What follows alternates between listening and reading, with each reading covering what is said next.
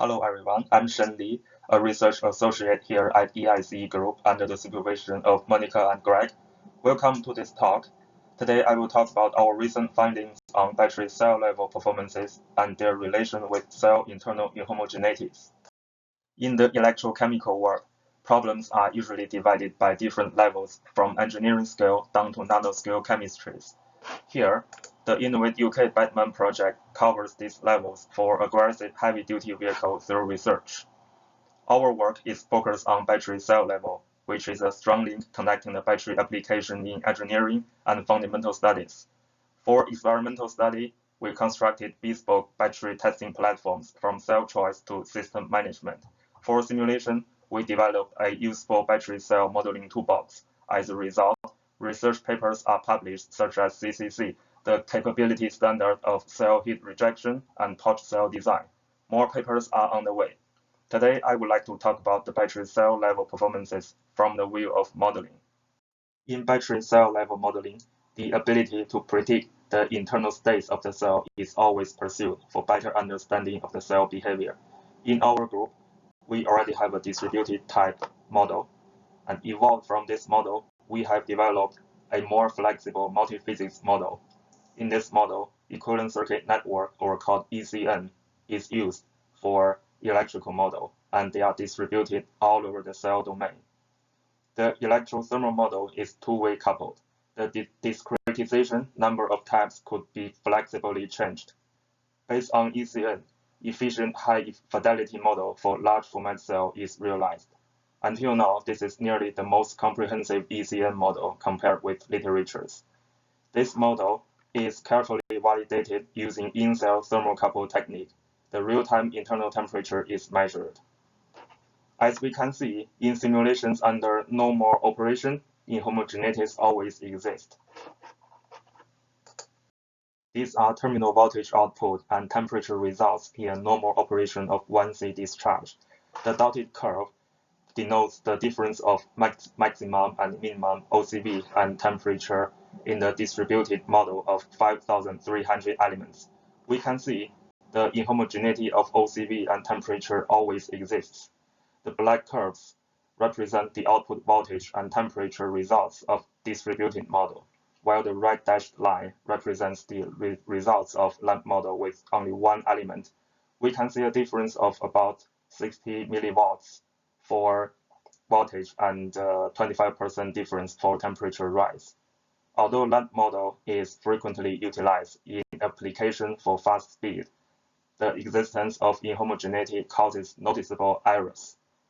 Distributed model has to be preferred for higher modeling accuracy.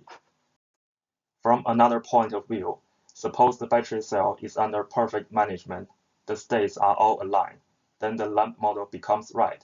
The voltage output would approach the red curve. It seems the elimination of inhomogeneities would improve the performance. Perhaps we could find a resembling example to help us understand it. Once we get stuck in the rocks, if we have a four-wheel drive car, the best way is to lock all the differentials so that all wheels move in an aligned way and act as one huge wheel. This would provide the largest torque performance to drag the car out of the rocky road.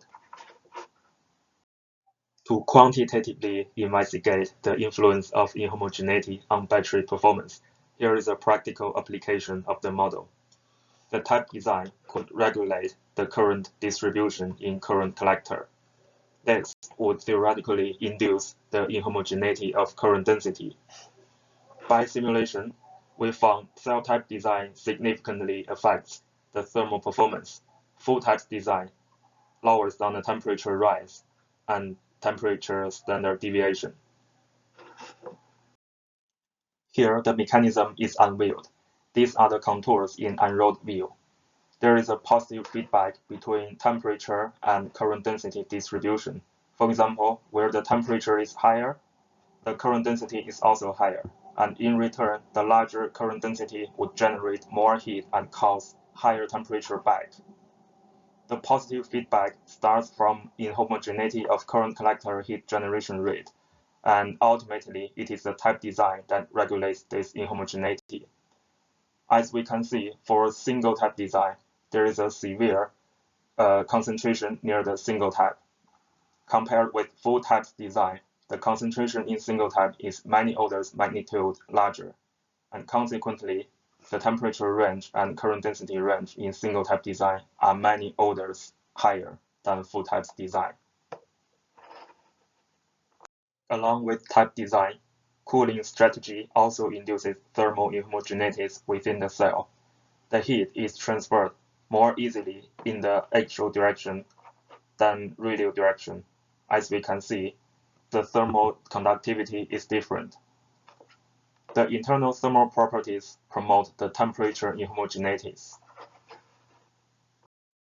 Until now, we know thermal inhomogeneity is affected by both type design and cooling schemes. They usually exist together. Here, we studied the combined effect of both using optimization index. T1 represents volume average temperature difference between real-time temperature and target. T2 is the average temperature standard deviation. For optimization, we want both T1 and T2 to be as small as possible. Diagram is made under different type designs and cooling strategies. In this diagram, different colors stand for different cooling strategies. Empty or solid symbols stand for single or full type designs. We can see full type design is better than the single type design in all cases, as full type design has smaller T1 and T2 index compared with their single type counterparts. This result explains the new patent of continuous type recently released by Tesla, as hyped by Elon Musk. Continuous type is way more important than it sounds. Another application of the developed modeling toolbox is simulation of battery degradation.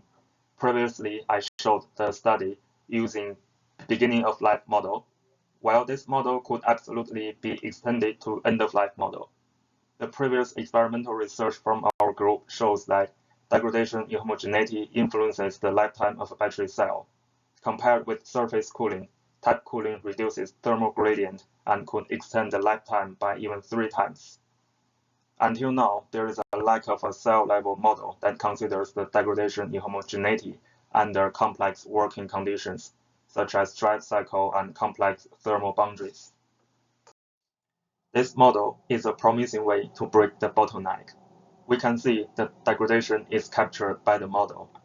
Higher temperature causes more severe degradation. The global degradation behavior is reproduced by the modeling toolbox. The model explains when and why the degradation deteriorates and provides instruction on the BMS and TMS to optimize battery cell performance. Here are the summaries of this talk. Inhomogeneities affect the cell performance for example, voltage output, temperature rise, and degradation. For their better performances, inhomogeneities should be eliminated. The cell-level simulation toolbox is developed. Until now, this is nearly the most comprehensive ECN model. Based on the principle to eliminate the inhomogeneity, optimization strategy of type design and cooling scheme is proposed with analysis. And that's the end of this talk. Thank you, everyone. Hope through our efforts, we could improve the electrochemical society.